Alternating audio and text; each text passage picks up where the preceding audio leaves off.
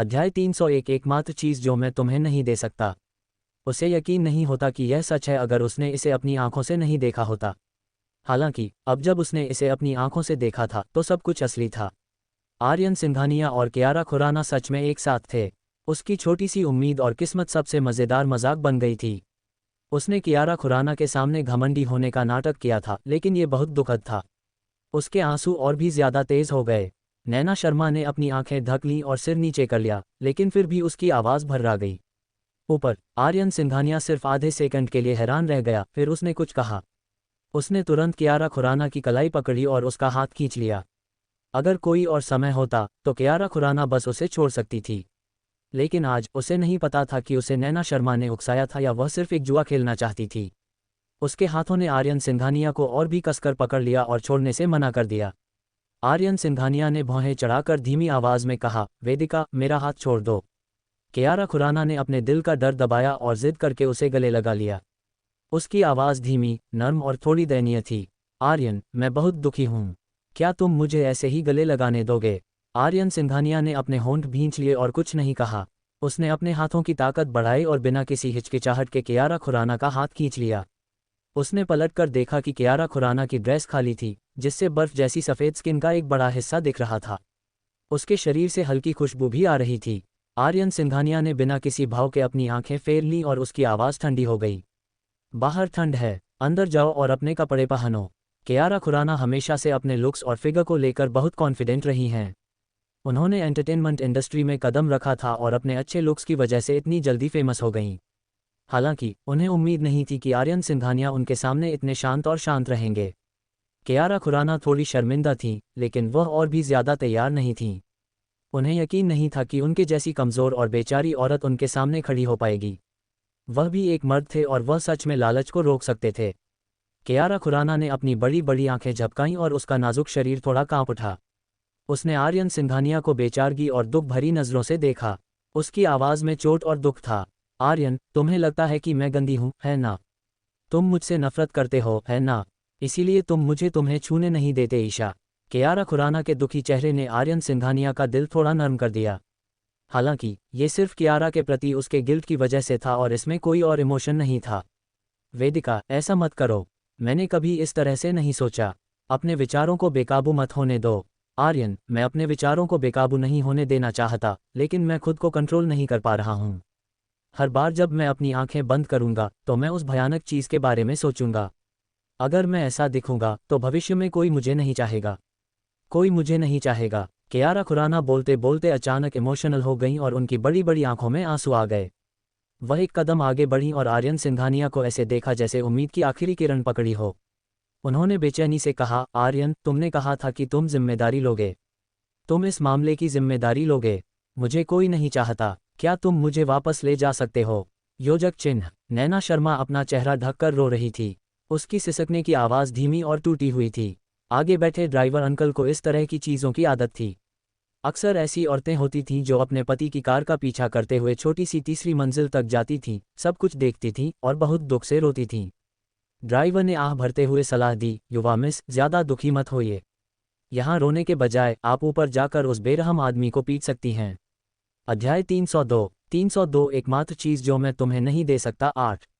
बेरहम आदमी को पीटना। लेकिन आर्यन सिंघानिया कैसा बेरहम इंसान था। इतने समय से यह उसकी अपनी ख्वाहिश थी।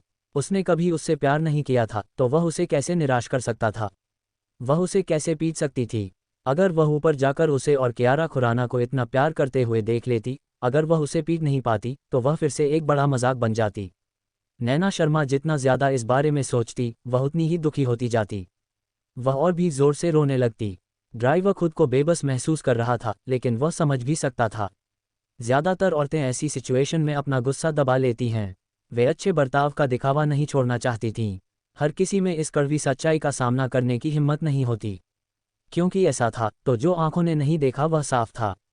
ड्राइवर ने एक पल सोचा और कहा, मिस, मुझे लगता है कि आप अभी काफ़ी जवान हैं। दुनिया में बहुत सारी घास है। आपको फूल, खांसी, घास से प्यार क्यों करना है? चलो आस्तीनें हिलाते हैं और चलते हैं। आप कहाँ जा रही हैं? मैं आपको वहाँ मुफ्त में भेज दूंगा। नैना शर्मा बहुत दुखी होकर रो पड़ी और उनकी सांस फूलने लगी। वह ड्राइवर के सवाल का जवाब नहीं दे पाईं। ड्राइवर ने मुड़कर उसे देखा, वह गुस्से में था। वह अभी भी काम खत्म करके अपनी पत्नी और बच्चे से मिलने घर जाने का इंतजार कर रहा था। वह पूरी रात उसके साथ रो नहीं सकता था। वह उसे मनाता रहा, मिस, रो मत। अगर तुम यहाँ रोगी और ऊपर वाले बेरहम आदमी और मालकिन ने सुन लिया तो तुम्हें और भी शर्म आएगी। जल्दी करो और मुझे पता बताओ, मैं तुम्हें गाड़ी से ले चलता हूँ। नैना शर्मा अपनी ही दुनिया में खोई हुई थी। वह ड्राइवर की बातें कैसे सुन सकती थी? ड्राइवर इतना परेशान था कि उसने अपने कान और गाल खुजा लिए। एक पल के लिए तो उसे समझ ही नहीं आया कि क्या करे। अचानक नैना शर्मा का फ़ोन बजा। ड्राइवर की आंखें चमक उठीं। यह शायद उसके दोस्त का कॉल है। अगर वह फ़ोन नहीं उठाती है तो वह उसे उसके दोस्त के पास भेज सकता है। नैना शर्मा ने फ़ोन नहीं उठाया तो ड्राइवर अंकल सिर्फ इतना ही कह पाए, मिस, मैं आपकी कॉल उठा लूँगा। बोलते बोलते उसने हाथ बढ़ाया और नैना शर्मा के हाथ से फ़ोन ले लिया। उसने सीधे आंसर बटन दबा दिया। हेलो। फ़ोन के दूसरी तरफ यश गोयल ने एक आदमी की आवाज़ सुनी। वह हैरान रह गया और उसकी आवाज़ तुरंत गंभीर हो गई। क्या ये नैना शर्मा का सेल फ़ोन नहीं है? आप कौन हैं? हाँ हाँ हाँ, यह उस लेडी का फ़ोन है। मैं टैक्सी ड्राइवर हूँ। क्या आप इस लेडी के दोस्त हैं? वह बहुत रो रही है और आपका कॉल नहीं उठा पा रही है। क्या आप मुझे उसका पता दे सकते हैं और मैं उसे भेज दूंगा? यश गोयल की आंखों में अंधेरा छा गया और उन्होंने जल्दी से जवाब दिया, ठीक है, मैं आपको पता बता दूंगा। मैं यहीं आपका इंतज़ार करूंगा। पता कंफर्म करने के बाद ड्राइवर ने कार स्टार्ट की, स्टीयरिंग व्हील घुमाया और कम्युनिटी के एंट्रेंस की ओर चला गया। योजक चिन्ह। आर्यन सिंघानिया ने कियारा खुराना को घूरा। उसकी आंखों में हमदर्दी, दया और गिल्ट था, लेकिन वह कुछ नहीं चाहती थी। कियारा खुराना का दिल जोर से कांप उठा। आर्यन सिंघानिया ने हाथ उठाकर कियारा खुराना को फिर से दूर धकेल दिया। उसने अपने होंठ भींचे और गहरी, शांत और दूर की आवाज़ में बोला, वेदिका, मैं इसकी जिम्मेदारी लूंगा। आखिर परी का हादसा मेरी वजह से शुरू हुआ था और तुम्हें मेरी वजह से दुख हुआ, इसलिए मैं जिम्मेदारी लूंगा। मैं तुम्हारा ख्याल रखूंगा। मैं पक्का कर सकता हूं कि तुम्हें बाकी जिंदगी चिंता करने की ज़रूरत ना पड़े। तुम जो चाहो कर सकती हो, जैसे चाहो जी सकती हो और मैं तुम्हें जो चाहो दे सकता हूं। बस एक चीज़ जो मैं तुम्हें नहीं दे सकता, वह है मेरा प्यार और शादी। इसलिए कोई उम्मीदें मत रखो और कोई फैंटेसी मत रखो। अध्याय 303 एकमात्र चीज़ जो मैं तुम्हें नहीं दे सकता। 9। आर्यन सिंघानिया ने अचानक अपना हाथ उठाया। उसकी रिंग फिंगर में पहनी अंगूठी रोशनी में चमक रही थी। मेरा प्यार और शादी सिर्फ नैना शर्मा ही हो सकती है। एक पल रुककर आर्यन सिंघानिया ने अपने होंठ भींचे और कहा, आज रात मुझे दूसरे काम भी करने हैं। मैं तुम्हारे मैनेजर को बुलाकर तुम्हारे साथ चलने को कहूँगा। आराम से रहो, मैं पहले निकलूँगा। जैसे ही उसने बोलना खत्म किया, आर्यन सिंघानिया ने कियारा खुराना के बोलने का इंतजार नहीं किया। वह उसके पास से निकल गया। कियारा खुराना का कंधा आर्यन सिंघानिया के कंधे से हल्के से टकराया। हालांकि ज्यादा ताकत नहीं थी, फिर भी वह 2 कदम पीछे हट गई। आज रात उसने आर्यन सिंघानिया से ये शब्द कहने के लिए अपनी सारी इज्जत फेंक दी थी, लेकिन उसने फिर भी बेरहमी से उसकी उम्मीद तोड़ दी। भले ही उसे उसके लिए बुरा लग रहा था, फिर भी वह उसे कोई मौका नहीं देगा। कियारा खुराना की आंखें लाल हो गईं और आंसू बहने लगे। उसने मुड़कर आर्यन सिंघानिया की पीठ की तरफ देखा। उसे बहुत ज्यादा बेचैनी महसूस हुई। उसने अपनी मुट्ठियां कसकर भींच लीं और बिना किसी परवाह के चिल्लाए, आर्यन, तुम और नैना शर्मा अब ऐसे ही हो। क्या तुम अब भी साथ रह सकते हो? अगर वह तुम्हें तलाक देना चाहे तो क्या तुम अब भी इस बेकार शादी को बनाए रखना चाहते हो? आर्यन सिंघानिया वहीं रुक गया। वह मुड़ा नहीं, लेकिन उसकी आवाज़ ठंडी थी। यह मेरा मामला है, इसका तुमसे कोई लेना देना नहीं है। उनके मामले, ये सही है, यह उसका काम है। उसकी नज़र में वह, कियारा खुराना, हमेशा एक आउटसाइडर ही रहेगी, एक आउटसाइडर। उसने बहुत अच्छे से कहा था कि वह उसका ख्याल रखना चाहता है और जिम्मेदारी लेना चाहता है, लेकिन वह बस उसे टाल रहा था। आर्यन सिंघानिया के जाने के बाद कियारा खुराना ने सिर उठाया और कुछ देर हंसी। फिर, जैसे वह पागल हो गई हो, उसने घर में सब कुछ तोड़ दिया। वह हंसते रोते घर के बीच में गिर गई। जब आर्यन सिंघानिया अपार्टमेंट बिल्डिंग से बाहर निकले तो उन्होंने देखा कि उनके सामने एक टैक्सी घूमकर जा रही है।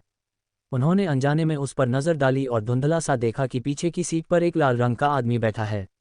वह लाल रंग वही था जो उन्होंने कंपनी के एंट्रेंस पर बड़े पेड़ के पीछे देखा था। लेकिन इससे पहले कि वह ठीक से देख पाता, कार पहले ही गहरी रात में जा चुकी थी। वह वहीं खड़ा रहा और अजीब बात है कि उसका दिल अचानक कांप उठा, जैसे उसने कुछ मिस कर दिया हो। योजक चिन्ह। यश गोयल ने नैना शर्मा को टैक्सी से उठाया।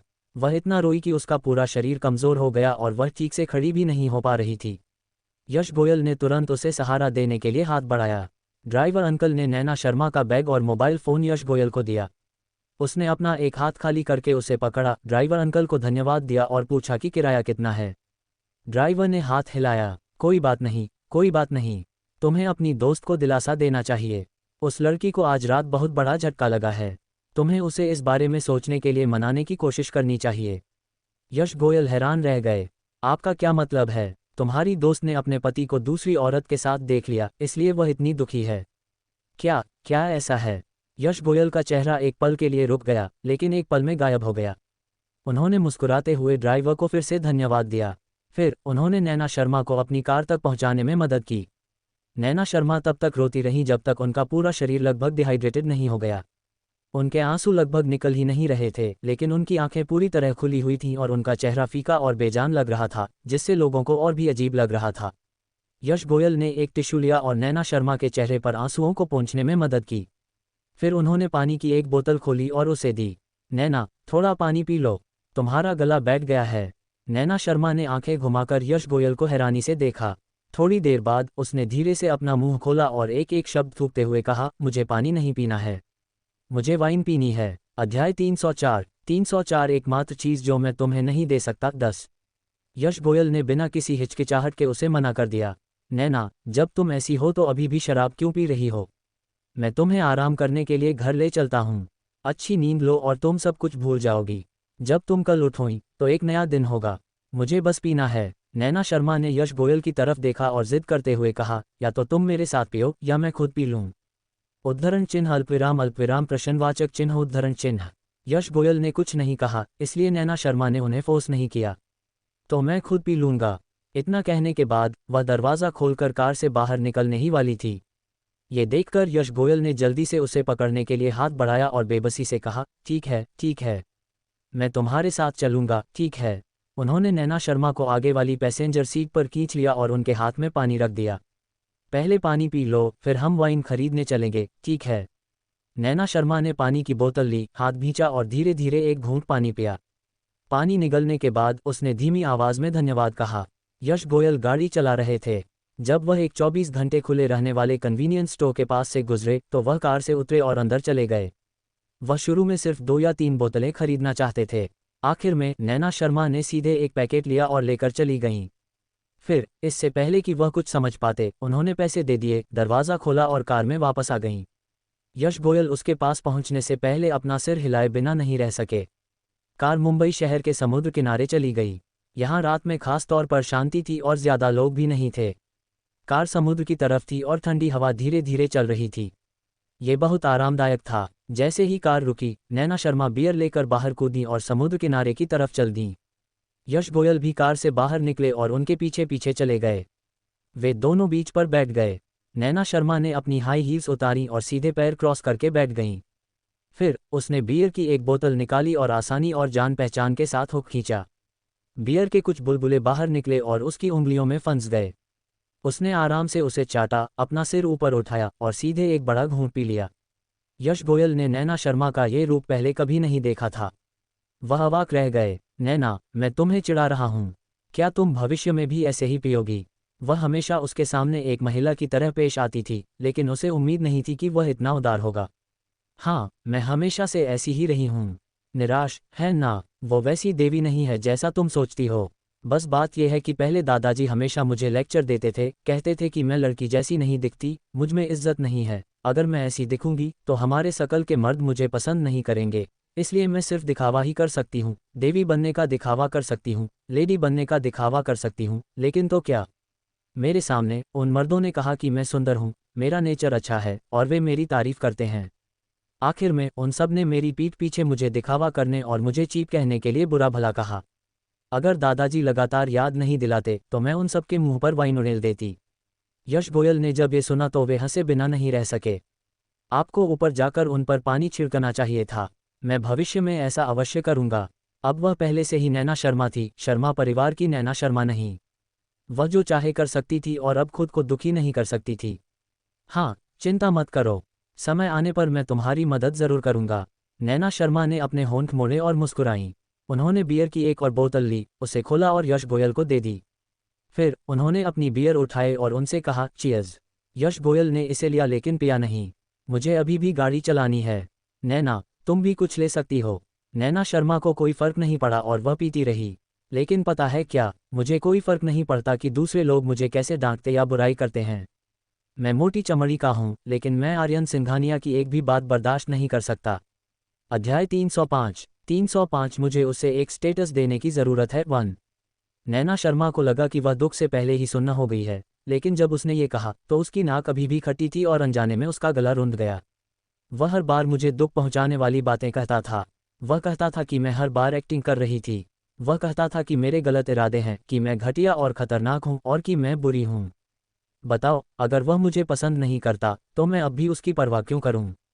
नैना शर्मा अजीब तरह से हंसी और अपने हाथ में रखी खाली बोतल नीचे रख दी। फिर उन्होंने यश गोयल के हाथ से बोतल को हटा दिया और एक और घूंट लेने के लिए अपना सिर ऊपर उठाया। यह मैं हूं। नैना शर्मा ने एक हाथ से धीरे से अपने दिल पर थपथपाया, अपनी आंखें चौड़ी की और आगे कहा, मैंने उसके सामने नाटक किया और एक्टिंग की, लेकिन जब मैंने कहा कि मैं उसे पसंद करती हूं तो मैं सच्ची थी, सच में सच्ची, लेकिन उसे यकीन नहीं हुआ। नहीं नहीं, ऐसा नहीं है कि उसे यकीन नहीं हुआ, यह नफरत है, तुम्हें पता है। वह हमेशा से मुझसे नफरत करता रहा है। मैं ही हूं जो उसके पीछे पीछे चलती रही हूं और उसका पीछा करने की पूरी कोशिश करती रही हूं। नैना शर्मा को कुछ सूझा और वह अचानक फिर से हंस पड़ी। मैं आपको बता दूं, जब मैं लोगों को परेशान करती हूं तो मुझे हमेशा गुस्सा आता है। उस समय मैं उसे 24 घंटे परेशान करने का इंतजार नहीं कर सकती थी। वह मुझे पसंद नहीं करता था, इसलिए मैंने उसे तब तक परेशान किया जब तक वह मुझे पसंद नहीं करने लगा। अगर एक मजबूत औरत को परेशान किए जाने का डर है तो एक मजबूत आदमी को भी परेशान किए जाने का डर होगा, है ना? इसीलिए मैंने सोचा कि वह आखिरकार मुझे पसंद करेगा, है ना? मैं सुंदर हूँ और मैं बचपन से ही स्कूल की बैले रही हूँ। मेरा फिगर अच्छा है और मेरी पर्सनैलिटी भी अच्छी है। मैं शरीफ और ध्यान रखने वाली हूँ, तो वह मुझे कैसे पसंद नहीं करेगा? लेकिन तुम्हें पता है क्या, अगर कोई इंसान तुमसे प्यार नहीं करता तो वह तुमसे कभी प्यार नहीं करेगा। तुम उसे कितना भी परेशान करो, तुम कितने भी अच्छे क्यों न हो, तुम उसकी नज़र में कुछ भी नहीं हो। वह तुमसे और ज़्यादा नफरत करेगा, तुमसे नफरत करेगा और तुम्हें देखना भी नहीं चाहेगा। तुमने जो कुछ भी किया है वह गलत है, यहाँ तक कि तुम्हारा होना भी गलत है। नैना शर्मा ने वाइन का एक और बड़ा घूंट लिया। उसने बहुत जल्दी पी लिया और उसका दम घुट गया। उसे जोर से खांसी आई, उसके गाल लाल हो गए और वह तब तक खांसती रही जब तक आंसू नहीं निकल आए।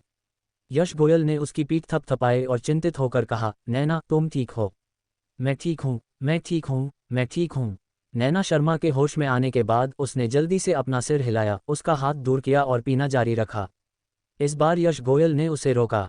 उसने उसकी कलाई पकड़ी और गहरी आवाज में कहा, नैना बस बहुत हो गया। पीना बंद करो, तुमने पहले ही बहुत पी लिया है। नहीं, तुम मुझे पीने दो। क्या लोग तब नहीं पीते जब उनका दिल टूट जाता है? पीने, नशे में धुत होने और सोने के बाद सब कुछ खत्म हो जाएगा, है ना? नैना शर्मा ने अपनी आंखों के कोने से अनजाने में गिरे आंसुओं को पोंछा, नाक सिकुड़ी और वाइन की बोतल खोलकर गटक गईं। यश गोयल ने अपने सामने खड़ी औरत को देखा जो मुस्कुराने की पूरी कोशिश कर रही थी, लेकिन उसकी आंखें दुख से भरी हुई थीं। उसका दिल भी रोता हुआ लग रहा था। उसने अपनी मुट्ठियां कमज़ोर तरीके से भींच लीं और उसकी आवाज़ थोड़ी भारी हो गई थी। नैना, क्या तुम्हें आर्यन सिंघानिया इतना पसंद है? मुझे वह पसंद नहीं है, मैंने तुम्हें बताया था ना। मुझे वह पसंद नहीं है। नैना शर्मा को आर्यन सिंघानिया पसंद नहीं है। मुझे वह पसंद नहीं है। क्या मैं उसे पसंद नहीं कर सकती ईशा? नैना शर्मा की आवाज़ तेज़ होती जा रही थी। आखिर में उसकी आंखों से आंसू बह निकले और उसकी तरफ बहने लगे। वह बच्चों की तरह रोई, जैसे उसका सबसे प्यारा खिलौना छीन लिया गया हो। नैना, नैना, नैना। थोड़ी देर रुकने के बाद उसने मनाने की अपनी बातें रोकी और कहा, रो, मैं तुम्हें अपना कंधा दूंगा, जी भर कर रो। बोलते समय उनका हाथ धीरे से नैना शर्मा के सिर पर गया और उन्होंने उसका सिर अपने कंधे पर दबा लिया। अध्याय 306 मुझे उसे एक स्टेटस देने की ज़रूरत है 2। नैना शर्मा यश गोयल के कंधे पर झुक गईं और खुद को रोक नहीं पाईं और जोर जोर से रोने लगीं। ये वह कंधा नहीं था जिस पर वह भरोसा करना चाहती थी, लेकिन अब वह अपनी सारी उदासी, शिकायतें और दर्द बताने के लिए सिर्फ इसी कंधे का इस्तेमाल कर सकती थी। इस समय उसने खुद को कमज़ोर होने दिया, बिना किसी परवाह के कमज़ोर। नैना शर्मा के आंसुओं से यश गोयल के कपड़े भीग गए। उसके आंसुओं ने उसके कपड़े भिगो दिए और उसकी स्किन को छुआ। यह इतना गर्म था कि ऐसा लग रहा था कि उसका दिल जल रहा है। उसे आर्यन सिंघानिया से थोड़ी नफरत होने लगी। उसे नफरत थी कि वह इस खूबसूरत लड़की को इस तरह कैसे चोट पहुंचा सकता है। यश गोयल ने हाथ बढ़ाकर धीरे से नैना शर्मा के कंधे पर हाथ रखा। उसकी आवाज़ भारी थी। नैना, जब तुम रोना बंद कर दोगी तो तुम उस इंसान को पूरी तरह भूल जाओगी जिसने तुम्हें दुखी किया था और उसे अपनी दुनिया से पूरी तरह गायब कर दोगी। भविष्य में वह तुम्हें और दुख नहीं दे पाएगा। नैना शर्मा को पता नहीं चला कि वह कितनी देर तक रोती रही। ऐसा लगा जैसे उसने अपनी बाकी जिंदगी के सारे आंसू रो दिए हों।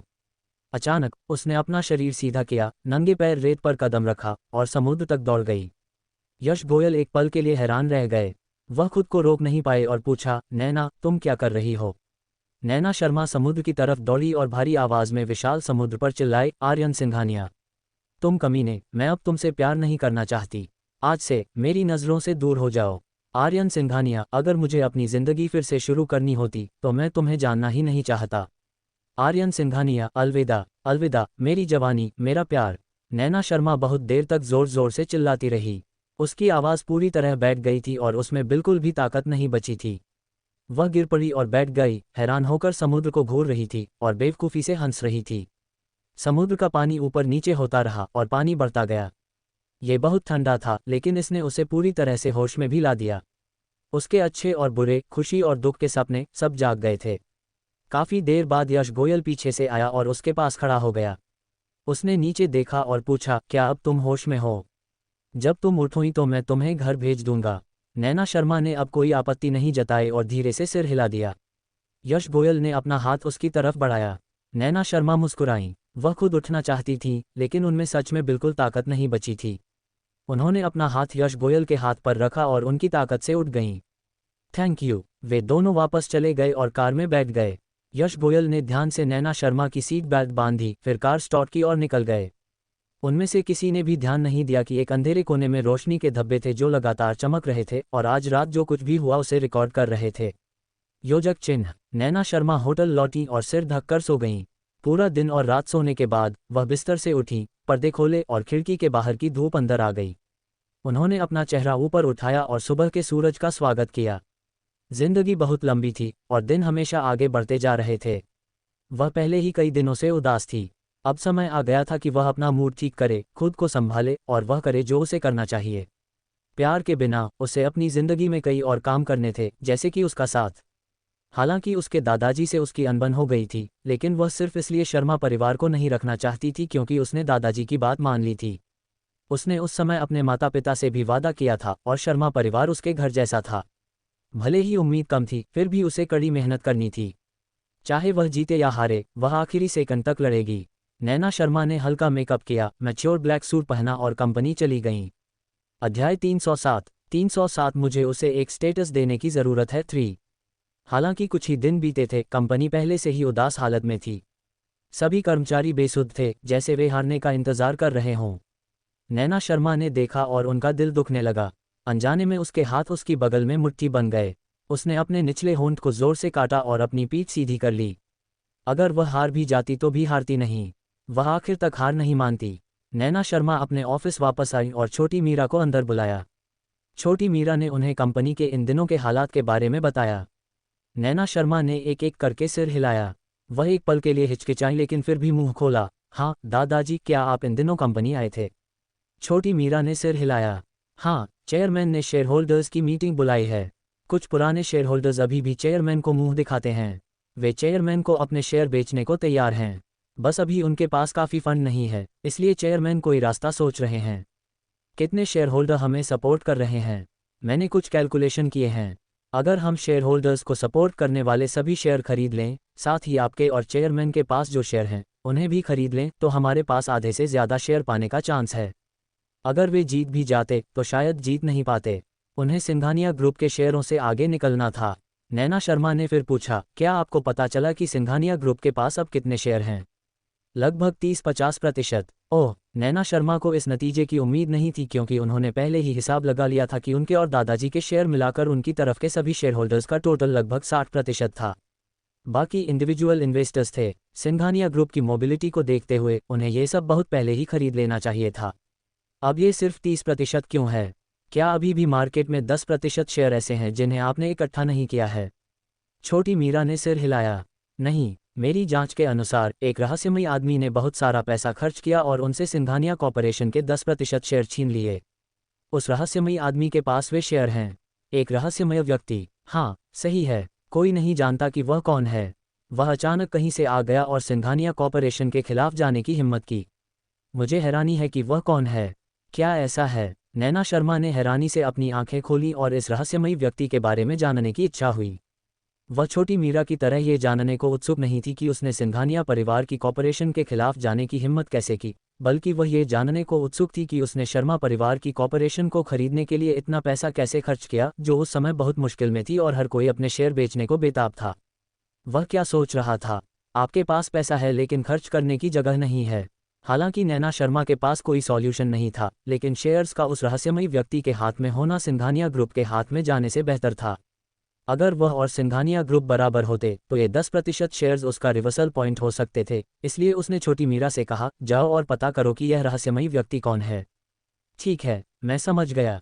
छोटी मीरा के बाहर जाने के बाद नैना शर्मा कुर्सी के पीछे टिक गई और एक हाथ से अपने माथे को सहारा दिया। उसके सिर में हल्का दर्द था। अभी सबसे ज़रूरी चीज़ पैसा था। पैसे के बिना सब कुछ बेकार हो जाएगा। उसे क्या करना चाहिए? नैना शर्मा ने बार बार सोचा। अनजाने में उसकी नज़र अपनी डेस्क पर गई। उस पर एक फ़ोटो थी। यह उसके परिवार की फ़ोटो थी, पिता, माँ, बहन और वह। नैना शर्मा की आंखें नम हो गईं। उन्होंने हाथ बढ़ाया, फ़ोटो ली और धीरे से अपने माता पिता के चेहरे पर हाथ फेरा। अगर वे अभी भी होते तो वे ज़रूर कोई रास्ता निकाल लेते। उसके पिता दुनिया के सबसे हैंडसम और इंटेलिजेंट आदमी थे और ऐसा लगता था कि कोई भी चीज़ उन्हें रोक नहीं सकती थी। और उसकी बहन को उसे उनकी इंटेलिजेंस और हैंडसमनेस विरासत में मिली थी। बहन ईशा। अध्याय 308 मुझे उसे एक स्टेटस देने की ज़रूरत है। 4। नैना शर्मा ने अपनी खूबसूरत बड़ी आंखें झपकाईं और उसकी आंखें थोड़ी दुख रही थीं। पापा, मम्मी, बहन, काश आप सब यहाँ होते। रिया। वह मन ही मन बुदबुदाई और उसकी नज़र धीरे धीरे उसके बगल में खड़ी खूबसूरत और बहादुर औरत, उसकी बहन पर गई। शादी के बाद उसने अपने दादाजी से सारे रिश्ते खत्म कर दिए और उनसे कांटेक्ट नहीं किया। वह पूरी तरह से चली गई थी। हालांकि उसने उसे बिल्कुल भी दोष नहीं दिया। वह हमेशा उससे बहुत प्यार करती थी, इसलिए उसे कांटेक्ट न करने की उसकी अपनी वजहें होंगी, इसलिए वह उसे परेशान नहीं करती थी। वह हर नए साल और त्योहार पर उसे शुभकामनाएं देने के लिए सिर्फ एक टेक्स्ट मैसेज भेजती थी। वह उसे अपनी अभी की हालत के बारे में शॉर्ट में बताती थी, लेकिन वह हमेशा अच्छे मैसेज चुनती थी क्योंकि वह नहीं चाहती थी कि वह परेशान हो। अगर उसके पास आइडिया खत्म नहीं हुए होते तो वह उसे परेशान नहीं करती। शेयर खरीदने के लिए बहुत सारे पैसे चाहिए थे और यह बहुत ज़रूरी था। उसके दादाजी को पैसे नहीं मिल पाए और न ही उसे। इसलिए वह अपनी आखिरी उम्मीद सिर्फ अपनी बहन पर ही रख सकती थी। नैना शर्मा ने अपनी आंखें बंद की, गहरी सांस ली और आंखें खोलीं। उसने अपना फ़ोन उठाया और वह नंबर डायल किया जो उसने याद कर लिया था लेकिन कभी डायल नहीं किया था। गुड्डू की आवाज़ उसके कान में गूंजी। नैना शर्मा का दिल तेज़ी से धड़कने लगा, उसकी छाती ज़ोर ज़ोर से धड़कने लगी। वह अपनी कल्पना को उड़ाने से खुद को रोक नहीं पाए। क्या होगा अगर उसकी बहन ने उसका फ़ोन नहीं उठाया? क्या होगा अगर मेरी बहन के पास पैसे नहीं होंगे? क्या होगा अगर उसकी बहन ने उसे पैसे उधार देने से मना कर दिया? नैना शर्मा की बेतहाशा कल्पना में फ़ोन कनेक्ट हो गया था। उसकी बहन की आवाज़ उसकी यादों की तरह बेपरवाह और बहुत सीधी थी। क्या बात है? नैना शर्मा खुद को रोक नहीं पाईं और हल्की सी खांसने लगीं। पहले तो उनका पेट शब्दों से भरा हुआ था, लेकिन अब उनका दिमाग खाली था। वह आधी गूंगी थीं और उन्हें बस एक लाइन याद थी, बहन, मुझे पैसे चाहिए। कितना? नैना शर्मा ने अपनी लार नीली और मोटे तौर पर एक नंबर बताया। शायद नंबर बहुत बड़ा था। उसकी बहन की तरफ से एक सेकंड की चुप्पी छा गई। नैना शर्मा ने अपना मुंह खोला और कहने ही वाली थी कि अगर नहीं है तो ज़बरदस्ती करने की ज़रूरत नहीं है। उसकी बहन ने पहले ही जवाब दे दिया था, ठीक है, मुझे एक हफ्ते का समय दो, मैं इसे तुम्हारे अकाउंट में ट्रांसफ़र कर दूंगी। नैना शर्मा हैरान रह गईं। वह हकलाते हुए बोलीं, बहन, आप क्या आप मुझसे यह नहीं पूछना चाहती कि मुझे इतने पैसों की क्या ज़रूरत है? तुम मेरी बहन हो, इसमें पूछने की क्या बात है? बस इन कुछ आसान शब्दों ने नैना शर्मा की आंखों में तुरंत नमी ला दी। उस समय उसकी बहन बहुत मुश्किल से चली गई थी। मन ही मन उसे सच में लगा कि उसने अपनी बहन को भी खो दिया है, लेकिन पता चला कि वह हमेशा से उससे ऐसे ही प्यार करती थी। उसकी नाक में खट्टापन था और नैना शर्मा की आवाज़ थोड़ी कांप रही थी, बहन, thank you, I love you. थोड़ी देर रुकने के बाद नैना शर्मा ने अपने गले में आई सिसकियों को दबाया और आगे कहा, मेरा काम खत्म होने के बाद मैं आपसे मिलने जाऊंगी, ठीक है? हालांकि जैसे ही उसने ये कहा, उसकी बहन ने बिना किसी हिचकिचाहट के फ़ोन काट दिया। नैना शर्मा मुंह बनाए हुए थीं। उनकी बहन का स्वभाव नहीं बदला है। उन्हें नहीं पता था कि उनके और उनके जीजा के बीच क्या हुआ था। उनकी तुलना उनसे नहीं की जा सकती थी। वह सह सकती थीं और हार मान सकती थीं, जबकि उनके जीजा सिर्फ हकला सकते थे। नैना शर्मा को जब भी अतीत की बातें याद आतीं तो उनके सिर में दर्द होने लगता। योजक चिन्ह। एक हफ्ते बाद उनकी बहन ने समय पर नैना शर्मा के अकाउंट में पैसे ट्रांसफ़र कर दिए। नैना शर्मा ने अकाउंट चेक करके अमाउंट कंफर्म किया, फिर उन्होंने अपनी बहन को एक टेक्स्ट मैसेज भेजकर धन्यवाद दिया और लोगों को तुरंत उन शेयर होल्डर से कॉन्टैक्ट करने दिया। ऐसा इसलिए हुआ क्योंकि सिंघानिया ग्रुप ने पिछले हफ्ते ज़्यादा शेयर खरीदे थे और अब वे 40% के करीब थे। अध्याय 309 मुझे उसे एक स्टेटस देने की ज़रूरत है 5। नैना शर्मा ने समय के खिलाफ दौड़ लगाई। वह एक एक करके उन शेयर होल्डर्स से मिली और उनके हाथों में मौजूद शेयर्स खरीद लिए। महीने के आखिरी आधे हिस्से की खींचतान में सिंघानिया के ग्रुप के पास 49% शेयर्स थे। हालांकि नैना शर्मा ने हर तरह से बोलने और सोचने की पूरी कोशिश की, लेकिन उन्हें 4% में से सिर्फ एक शेयर ही मिला। दूसरे शब्दों में, एक बार जब सिंघानिया के ग्रुप ने अपने हाथों में मौजूद शेयर्स का इस्तेमाल बोर्ड मीटिंग के लिए रिक्वेस्ट करने के लिए किया, तो शर्मा के ग्रुप के मालिक ऑफिशियली बदल जाएंगे। उसने इतने लंबे समय तक इतनी मेहनत की थी और वह ऐसा अंत नहीं देखना चाहती थी। उसे क्या करना चाहिए? नैना शर्मा ने भौहें चढ़ाईं और सिर खुजलाया। अचानक उसे कुछ याद आया और उसने जल्दी से अंदर का फ़ोन दबाया। छोटी मीरा, थोड़ी देर के लिए अंदर आओ। ठीक है, उसने कहा। छोटी मीरा ने दरवाज़ा खोला और ऑफिस की तरफ चली गई। उसने धीरे से कहा, नैना दी, क्या आपको मुझसे कुछ चाहिए? नैना शर्मा ने सिर हिलाया और कहा, पिछली बार मैंने आपसे उस रहस्यमयी व्यक्ति की जांच करने के लिए कहा था। क्या हुआ? क्या आप जानते हैं कि वह कौन है? छोटी मीरा ने उदास होकर सिर झुका लिया और सिर हिलाया। नैना दी, मुझे माफ़ करना, मैं ये पता नहीं लगा पाई कि वह कौन था। उसकी पहचान बहुत सीक्रेट थी और किसी को इसके बारे में पता नहीं था। नैना शर्मा ने मुंह बनाया। तुम्हें कोई जानकारी नहीं मिल रही? तुम्हारे पास तो फ़ोन नंबर भी नहीं है। अरे, मुझे एक फ़ोन नंबर मिला है, लेकिन मुझे नहीं पता कि यह सही है या नहीं। चाहे ये सही हो या गलत, ये नंबर लिखकर पहले मुझे दे दो। फिर तुम जांच जारी रख सकते हो। कोई भी जानकारी हाथ से जाने मत देना। हम ये लड़ाई जीत सकते हैं या नहीं, यह उसके हाथ में मौजूद 10% शेयर पर निर्भर करता है। समझा? छोटी मीरा के बाहर जाने के बाद नैना शर्मा ने लिखे हुए फ़ोन नंबर को देखा और अपनी पतली उंगलियों से उस पर टैप किया। भगवान भला करे, ये नंबर सही है। भगवान भला करे, इस व्यक्ति से बात करना आसान हो जाएगा। भगवान भला करे, वह शर्मा परिवार की सफलतापूर्वक रक्षा कर सके। नैना शर्मा ने गहरी सांस ली, फ़ोन उठाया और यह नंबर डायल किया। दुबे दुबे दुबे दुबे दुबे दुबे दुबे दुबे दुबे दुबे दुबे दुबे दुबे। पहली बार नैना शर्मा को लगा कि यह बीप की आवाज़ इतनी लंबी थी जैसे एक सदी बीत गई हो। अनजाने में उसकी उंगलियां फ़ोन लाइन के चारों ओर लिपट गईं और उसका दिल घबरा गया और बेचैन हो गया।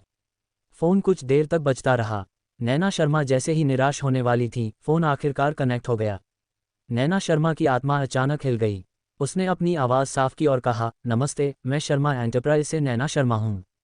क्या मैं पूछ सकती हूँ कि क्या आप नैना हैं, वही नैना जिसने हमारी कंपनी के 10% शेयर खरीदे थे? सॉरी, आप सर हैं या लेडी? फ़ोन के दूसरी तरफ बहुत शांति थी। कोई नहीं बोला। अगर नैना शर्मा को अभी भी कमज़ोर सांसें सुनाई नहीं दे रही होती तो उन्हें लगता कि फ़ोन कट गया है। वह फिर से बोले बिना नहीं रह सकी, हेलो, क्या आप अभी भी सुन रहे हैं? हेलो, मैं यहाँ हूँ। दूसरी तरफ से बोलने वाला आदमी बोला। उसकी आवाज़ जानबूझकर धीमी लग रही थी, लेकिन थोड़ी गहरी भी लग रही थी, लेकिन फिर भी कानों को बहुत अच्छी लग रही थी। तो सर, आपको कॉल करने के लिए माफ़ करना। मैं आपसे शेयर्स के बारे में बात करना चाहता हूँ। अगर हो सके तो मुझे उम्मीद है कि आप अपने सारे शेयर्स मुझे बेच देंगे। प्लीज़, जब हम मिलेंगे तब बात करेंगे। उस आदमी ने नैना शर्मा की बात को बीच में ही टोक दिया और उसे एक पता दिया, कल सुबह यहाँ आना। इसके बाद उसने बिना कुछ बताए फ़ोन काट दिया। उद्धरण चिन्ह अल्पविराम प्रश्नवाचक चिन्ह उद्धरण चिन्ह। नैना शर्मा ने पलकें झपकाईं। ये पता, इस आदमी ने उसे होटल में मिलने के लिए क्यों बुलाया? उसका कोई बुरा इरादा तो नहीं होगा, है ना? अध्याय 310 मुझे उसे एक स्टेटस देने की ज़रूरत है 6। नैना शर्मा ने अचानक हाथ बढ़ाकर अपना गाल थपथपाया, मन ही मन खुद को बुरा महसूस करते हुए। वह क्या सोच रही थी? इस तरह की बातें आमने सामने बैठकर ही होनी चाहिए। उसने होटल में मिलने के लिए कहा था तो शायद वह होटल में ही रुका हो। बेशक, अगर उसका सच में कोई बुरा इरादा होता तो यह इतना आसान नहीं होता, ठीक है। अगर उसने हिम्मत की तो वह उसे तब तक पीटेगी जब तक उसके दांत ज़मीन पर न गिर जाएं। नैना शर्मा ने अपने विचार बदले और अपना ध्यान वापस बिजनेस पर लगाया। हालांकि उसकी बहन ने उसे बहुत सारा पैसा उधार दिया था, लेकिन उसने उसका ज़्यादातर हिस्सा खर्च भी कर दिया। कल वह 10% खरीदना चाहती थी। पैसे थोड़े कम थे और उसकी बहन के पास शायद पैसे नहीं थे। वह अपनी बहन से और नहीं मांग सकती थी, इसलिए कल वह बस अपनी तीखी ज़बान और सच्चे दिल से उस आदमी को मनाने की पूरी कोशिश कर सकती थी। नैना शर्मा ने रात को अच्छी नींद ली और अगले दिन पूरे जोश के साथ निकल पड़ी। जब वह होटल के कमरे के गेट पर पहुंची तो नैना शर्मा अभी भी थोड़ी सतर्क थी। उसने सबसे पहले छोटी मीरा को फ़ोन किया और अपनी लोकेशन बताई। फिर उसने उससे कहा कि अगर उसने 3 घंटे के अंदर उसे कोई जानकारी नहीं दी तो वह पुलिस को फ़ोन कर देगी। तैयार होने के बाद उसने अपने कपड़े ठीक किए और बाल कंघी किए। उसने हल्की सांस ली, हाथ उठाया और दरवाज़ा खटखटाया। दरवाजे के पीछे से तेज़ी से कदमों की आवाज़ आई और फिर दरवाज़ा अंदर से खोला गया। नैना शर्मा ने अपनी पीठ सीधी की और धीरे से कहा, हेलो मिस्टर नैना। दरवाजे के अंदर कोई आदमी नहीं बल्कि बिजनेस सूट पहनी एक औरत खड़ी थी। वह उसे देखकर मुस्कुरा रही थी। नैना शर्मा का सिर अचानक थोड़ा चकरा गया। क्या मैं गलत जगह आ गई? जब मैंने कल तुम्हें फ़ोन किया था तो वह साफ तौर पर एक आदमी था। मुझे मत बताओ कि इस औरत की आवाज़ मर्द की है। वह महिला अभी भी मुस्कुरा रही थी। उसकी आवाज़ बहुत नर्म थी जब उसने कहा, मिस शर्मा आप सही कह रही हैं। मैं सर की असिस्टेंट हूँ। मेरा सरनेम वर्मा है। आप मुझे असिस्टेंट वर्मा कह सकते हैं। ओह, मैं समझ गई। हेलो, मैं नैना शर्मा हूँ। नैना शर्मा ने प्यार से उनका स्वागत किया। असिस्टेंट वर्मा नैना शर्मा को कमरे में ले गए, उन्हें सोफे पर बिठाया और उनके लिए एक कप चाय डाली। नैना शर्मा ने बाद में थैंक यू कहा और चाय का एक घूंट लिया। जब उन्होंने चाय पी तो उन्होंने कमरे के आसपास देखा, कोई निशान नहीं छोड़ा और उन्हें किसी आदमी का कोई निशान नहीं मिला। नैना शर्मा ने चाय का एक घूंट लिया और चाय का कप नीचे रख दिया। जैसे ही वह पूछने वाली थी, असिस्टेंट वर्मा ने एक डॉक्यूमेंट फैलाकर उन्हें दे दिया। मिस शर्मा, यह इक्विटी एजेंट का लेटर है। प्लीज़ देख लें। अगर कोई प्रॉब्लम न हो तो आप यहाँ साइन कर सकती हैं। नैना शर्मा एक पल के लिए हैरान रह गईं। उन्होंने असिस्टेंट वर्मा के हाथ से डॉक्यूमेंट ले लिया। उसे पढ़ने के बाद वह और भी हैरान रह गईं। उसने आज होने वाली बहस के लिए खुद को मन ही मन तैयार कर लिया था। आखिर में उसने एक शब्द भी नहीं कहा और उस आदमी ने सीधे उसे इक्विटी एजेंट दे दिया। और इशिता ये बिना किसी शर्त के कर रही थी। वह सपना तो नहीं देख रही होगी, है ना? नैना शर्मा की बड़ी बड़ी आंखें गोल थीं, फिर उसने हाथ बढ़ाकर अपनी जांघ पर चुटकी काटी। अगले ही पल उसे तुरंत दर्द हुआ, जिससे वह दर्द से कराह उठी। असिस्टेंट वर्मा ने नैना शर्मा का रूप देखा और बहुत हैरान हुए। मिस शर्मा, आप नैना हैं? मैं सच में सपना नहीं देख रहा हूँ। आपके पति ने बिना किसी शर्त के इक्विटी एजेंट को मेरे नाम क्यों कर दिया? हालांकि यह कोई खरीद नहीं थी, फिर भी वह कंपनी के शेयर खुद मैनेज कर सकती थी। उस स्थिति में उसके पास कंपनी के 51% शेयर होंगे, जो सिंघानिया कॉर्पोरेशन के शेयरों से ज़्यादा होंगे। मुझे इस बारे में पक्का नहीं पता। मैं बस ऑर्डर मान रहा हूँ। हालांकि ये बिना शर्तों के नहीं है। हमारे मालिक ने कहा कि उन्हें उम्मीद है कि आप उनसे एक बात का वादा कर सकते हैं, कुछ भी।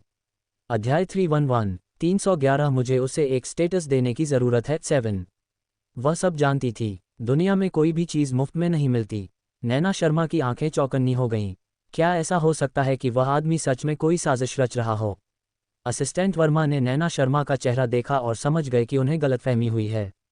वह मुस्कुराईं और बोलीं, इसमें कुछ भी गैर कानूनी नहीं होगा। हमारे सर कानून मानने वाले नागरिक हैं। चिंता मत करो। तो फिर रिया के साथ क्या हो रहा है? सर ने कहा है कि वे आपको भविष्य में बताएंगे। भविष्य में? नैना शर्मा ने भौहें चढ़ाईं, सोचा और पूछा, तो क्या मैं पूछ सकती हूँ कि वह कौन है? असिस्टेंट वर्मा का जवाब अभी भी ऑफिशियल था। सर ने कहा कि आपको भविष्य में पता चल जाएगा। उद्धरण चिन्ह अल्पविराम प्रश्नवाचक चिन्ह उद्धरण चिन्ह। ये वास्तव में रहस्यमय था। इस बार नैना शर्मा सच में उत्सुक थीं। यह आदमी असल में कौन था? उसने शेयर वापस खरीदने के लिए इतने पैसे खर्च किए और बस उसे एजेंसी का अधिकार दे दिया। वह बहुत उदार था। क्या वह कोई अजनबी था या जान पहचान वाला? बस उसे ये भी पता था कि उसके सामने वाली असिस्टेंट इतनी चुप है कि शायद उसे कुछ पता नहीं चलेगा, इसलिए वह बस अपना मुंह बंद कर सकती थी। हालांकि इस अनजान कंडीशन ने कमोबेश लोगों को थोड़ा अजीब महसूस कराया। नैना शर्मा ने अपने लाल होठों को भींचा और इस कंडीशन में एक और रोक जोड़े बिना नहीं रह सकी। जिस चीज़ के लिए मैं राज़ी हूँ वह मेरी काबिलियत के अंदर होनी चाहिए। क्या ये ठीक है? बेशक, हाँ। असिस्टेंट वर्मा ने तुरंत हाँ कर दी। नैना शर्मा पूरी तरह से निश्चिंत थीं। इसके अलावा यह उनकी कमाई के बराबर था। उन्हें बिना किसी मेहनत के 10% शेयर मिल गए। नैना शर्मा ने डॉक्यूमेंट लिया, टेबल पर रखा सिग्नेचर पेन उठाया और आखिरी पेज पर अपना नाम साइन कर दिया। जब उन्होंने साइन किया तो अनजाने में उनकी नज़र पहले वाले के सिग्नेचर पर गई और उन्होंने सिर्फ W अक्षर लिखा। ये W क्या मिस्टर का नाम है? यह इतना अजीब क्यों था? भले ही यह इंग्लिश नाम है, लेकिन ये सिर्फ एक अक्षर का नहीं होना चाहिए, है ना? या ये सिर्फ उनका कोड नेम है? नैना शर्मा ने डॉक्यूमेंट पर साइन किया, उसे बंद किया, असिस्टेंट वर्मा को दिया और धीरे से कहा, प्लीज़ मिस्टर नैना को मेरी तरफ से थैंक यू बोलिए। मुझे उम्मीद है कि जब मुझे मौका मिलेगा तो मैं उनसे मिलूंगी। मैं उन्हें पर्सनली थैंक यू बोल सकती हूँ। ठीक है, मैं आपके लिए संदेश पहुंचा दूंगा। नैना शर्मा के जाने के बाद असिस्टेंट वर्मा ने डॉक्यूमेंट्स ठीक किए और कमरे से बाहर चली गईं। लेकिन कमरे से निकलने के बाद वह सीधे सामने वाले स्वीट के दरवाजे पर गईं और उसे खटखटाया। करीब 10 सेकंड बाद दरवाज़ा खोला गया और असिस्टेंट वर्मा इज्जत से अंदर आईं। उन्होंने हैंडसम आदमी को देखा और कहा, बॉस सिंघानिया हो गया। बोलते हुए उसने अपने हाथ में मौजूद डॉक्यूमेंट उसे दे दिया।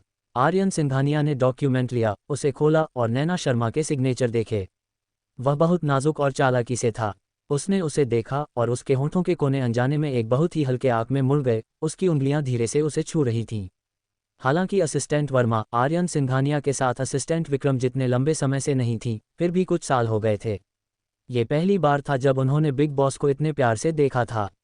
हालांकि उन्हें समझ नहीं आया, वह वही था जो शर्मा ग्रुप को खरीदना चाहता था। उसने उसे चुपके से बड़ी रकम खर्च करके 10% शेयर वापस खरीदने और फिर नैना शर्मा की मदद करने का आदेश क्यों दिया? असिस्टेंट वर्मा अपनी जिज्ञासा दबा नहीं पाए और पूछा, बॉस सिंघानिया, आप मिस शर्मा की मदद क्यों कर रहे हैं? अगर उन्हें ये 10% मिल गया तो सिंघानिया ग्रुप को नुकसान होगा। क्यों? आर्यन सिंघानिया ने डॉक्यूमेंट बंद किया और धीरे धीरे फ्रेंच विंडो की तरफ चला गया।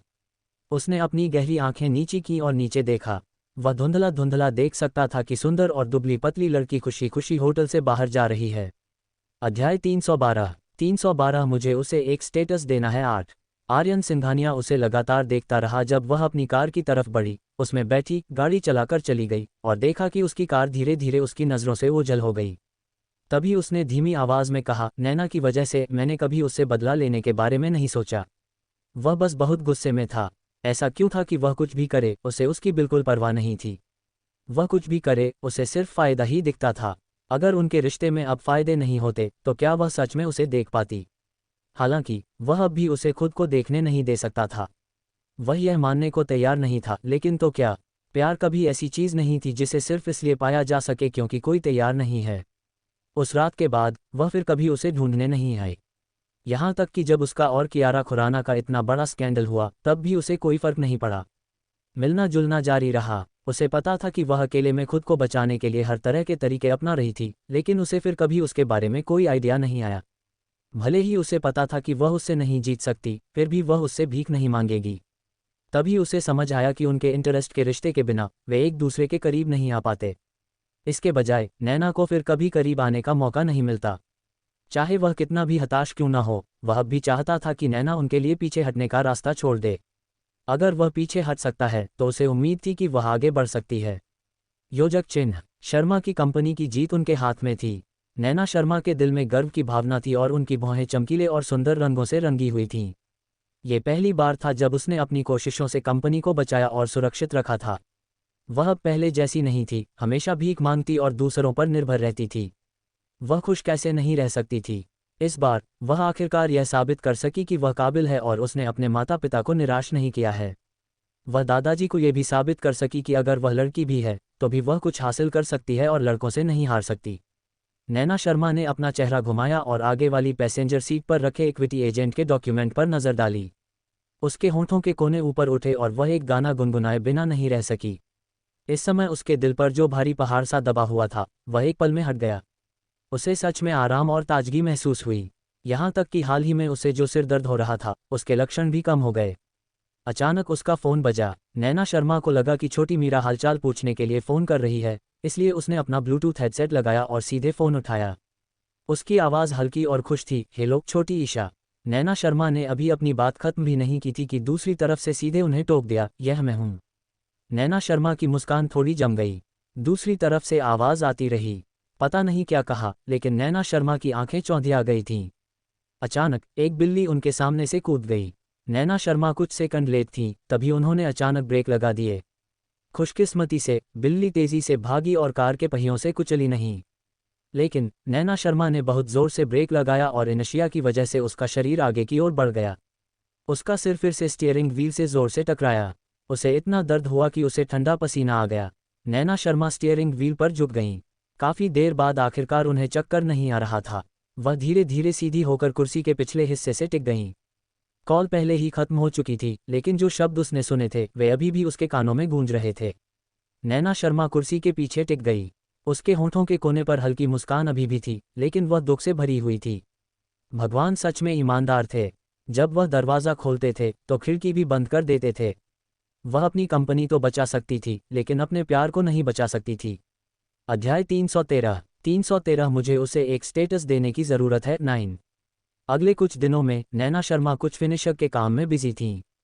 फिर उन्होंने फिर से एक मीटिंग की और अनाउंस किया कि सिंघानिया ग्रुप का एक्विजिशन प्लान पूरी तरह से फेल हो गया है।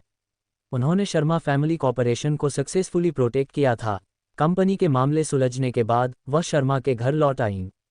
उस समय जब से राजेश शर्मा ने उनसे झगड़ा किया था, तब से वह हाल ही में कड़ी मेहनत और भागदौड़ कर रहे थे। उनकी तबीयत अचानक खराब हो गई थी और वह घर पर आराम कर रहे थे। जब राजेश शर्मा ने नैना शर्मा को देखा तो उसका चेहरा अभी भी ठंडा था, जैसे वह उसे देखना ही नहीं चाहता था। नैना शर्मा को कोई फर्क नहीं पड़ा। वह बिस्तर के पास बैठी, एक सेब लिया और चुपचाप उसे छीलने लगी। सेब का छिलका गोल गोल घूम रहा था और तब तक नहीं टूटा जब तक उसने आखिरी टुकड़ा नहीं छील लिया। सेब का लंबा छिलका कूड़ेदान में गिर गया। नैना शर्मा ने चाकू रख दिया और छिला हुआ सेब राजेश शर्मा को दे दिया। दादाजी, एक सेब खाए। सेब राजेश शर्मा को दिया गया। राजेश शर्मा ने नैना शर्मा की तरफ देखा। उसने अपना हाथ उठाया, लेकिन उसने सेब नहीं लिया। इसके बजाय उसने उसे जोर से हिलाया। नैना शर्मा ने उसे मजबूती से नहीं पकड़ा और सेब जमीन पर गिर गया। वह कुछ बार लुढ़का और तुरंत गंदा हो गया। राजेश शर्मा ने नैना शर्मा का मजाक उड़ाया। यह मत सोचो कि इस बार एक्विजिशन जीतने से सब ठीक हो जाएगा। तुमने सिंघानिया ग्रुप और आर्यन सिंघानिया को नाराज कर दिया है। हमारे शर्मा परिवार की भविष्य में अच्छी जिंदगी नहीं होगी। अगर तुम अपना सारा पैसा शेयर खरीदने में खर्च कर दोगी तो भविष्य में कंपनी कैसे चलेगी? वे कैसे टिक पाएंगे? ये तो अभी भी एक बंद गली होगी। तुम कंपनी को बचाने की कोशिश नहीं कर रही हो, तुम इसे बर्बाद करने की कोशिश कर रही हो। तुम बस यह नहीं चाहती कि मेरी जिंदगी अच्छी हो, है ना? नैना शर्मा का हाथ अभी भी हवा में था और धीरे धीरे जम गया। भले ही उसे राजेश शर्मा से तारीफ की उम्मीद नहीं थी, लेकिन उसे ये भी उम्मीद नहीं थी कि वह उसकी बुराई करेगा। नैना शर्मा ने अपने होंठ से कुढ़े, लेकिन उनकी आंखों में हल्की सी नमी थी। दादाजी, मैंने वही किया जो मुझे करना चाहिए था। मेरा ज़मीर साफ है। भविष्य में मैं कंपनी से निपटने का कोई और तरीका सोचूंगी। इस एक्विजिशन ने मुझे उस रास्ते पर नहीं जाने दिया जहां से वापसी नहीं हो सकती, और भविष्य में भी ऐसा ही होगा। अरे, तुम्हें आसमान और धरती की गहराई का अंदाज़ा नहीं है। तुम्हें क्या लगता है तुम्हारी बहन कितनी बार तुम्हारी मदद कर सकती है? अपने इसी गुस्से के साथ वह कभी समझौता करने या झुकने को तैयार नहीं हुई। तुम्हें क्या लगता है उसका पति हमेशा उसे खुश रखेगा? तुम दोनों बहनें बिल्कुल एक जैसी हो। कितनी बेवकूफ़। नैना शर्मा को यह अजीब नहीं लगा कि राजेश शर्मा को पता था कि उसकी बहन ने उसे पैसे उधार दिए हैं। शर्मा ग्रुप में लगभग हर कोई उसके दादाजी की आंख और कान था। वह उसकी हर हरकत के बारे में जानते थे। उसे अचानक समझ आया कि उसकी बहन उससे कांटेक्ट करने को तैयार नहीं थी, क्योंकि उसे पता था कि ऐसा होगा। इसीलिए वह दादाजी को अपनी जिंदगी को कंट्रोल करने नहीं देना चाहती थी। नैना शर्मा ने अपनी आंखें नीची कर लीं। उसका हाथ नीचे गिर गया और थोड़ा सा भींच लिया। उसकी आवाज़ अभी भी बहुत शांत थी। दादाजी, देर हो गई है। मुझे जाना है। आपको अच्छे से आराम करना चाहिए। जब मैं फ्री हो जाऊंगी तो आपसे फिर मिलने आऊंगी। नैना शर्मा खड़ी हुईं, राजेश शर्मा की तरफ हल्का सा सिर हिलाया, फिर मुड़कर दरवाजे की तरफ चली गईं। राजेश शर्मा इतने गुस्से में थे कि उन्होंने नैना शर्मा की पीठ पर चिल्लाते हुए कहा, नैना शर्मा, अगर तुम अपनी बहन से सीखोगी और आर्यन सिंघानिया के आगे नहीं झुकोगी तो शर्मा ग्रुप तुम्हारे हाथों कभी न कभी खत्म हो जाएगा। नैना शर्मा कमरे से बाहर चली गईं और दरवाज़ा बंद कर लिया, जिससे उनके दादाजी की आवाज़ और बातें दरवाजे के पीछे पूरी तरह से बंद हो गईं। आर्यन सिंघानिया के सामने सिर झुकाओ। क्या वह आर्यन सिंघानिया के सामने कई बार नहीं झुकीं? वह पहले ही धूल में मिल चुकी थी और उसके लिए इतनी बुरी तरह जीना नामुमकिन था। उस दिन के फ़ोन कॉल के बारे में सोचते हुए नैना शर्मा ने धीरे से अपना निचला होंठ काटा और उसकी आंखों में उदासी की एक झलक दिखाई दी। कंपनी के मामले सुलझ गए थे। उसे जाकर अपने और आर्यन सिंघानिया के बीच का मामला सुलझा लेना चाहिए। अध्याय 314 मुझे उसे एक स्टेटस देने की ज़रूरत है 10। नैना शर्मा के घर से बाहर आईं और अपनी कार में बैठ गईं।